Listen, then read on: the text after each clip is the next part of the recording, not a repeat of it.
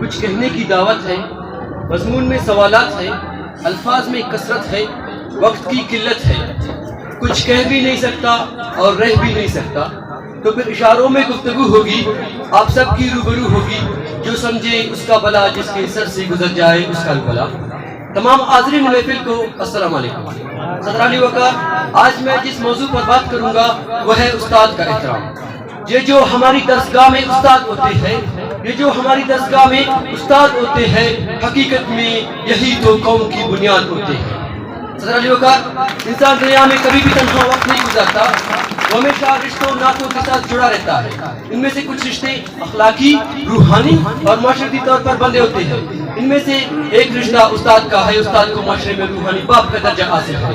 صدر علی وقار، کہوں کہ دنیا میں اگر والدین کی کسی پر بچے کی ذمہ داری عائد ہوتی ہے تو وہ معلم یعنی استاد ہے۔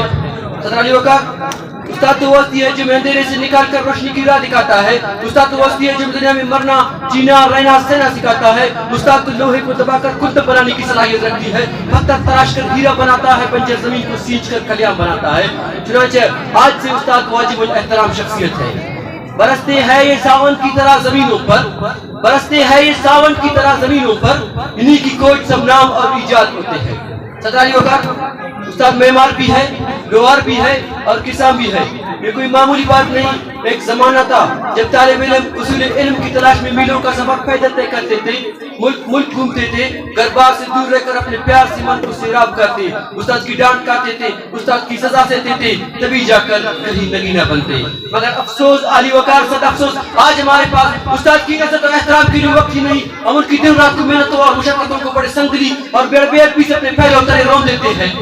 شاعر نے کیا خوب عرض کیا ہے، ادب پہلا کرینہ ہے محبت کے کرینوں میں، ادب پہلا کرینہ ہے محبت کے کرینوں میں، ادب تاریخ کا جوہر ہے، زیور ہے زمانے کا۔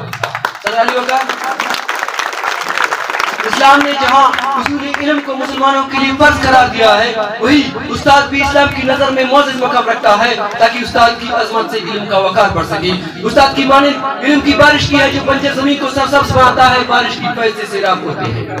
صدر علی وقار، جو قومیں استاد کا عزت احترام کرتے ہیں وہ دنیا میں ہمیشہ کامیاب حکمران ہوتے ہیں۔ تمام ترقی یافتہ قوموں کے پیچھے صرف اور صرف استاد کا ہاتھ ہے۔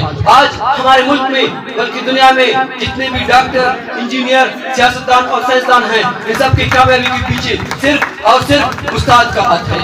صدر علی وقار، جو طالب علم استاد کی عزت و احترام کرنا جانتے ہیں وہ دنیا میں ہمیشہ کامیاب و کامران ہوتے ہیں اور عزت و مقام حاصل کرتے ہیں۔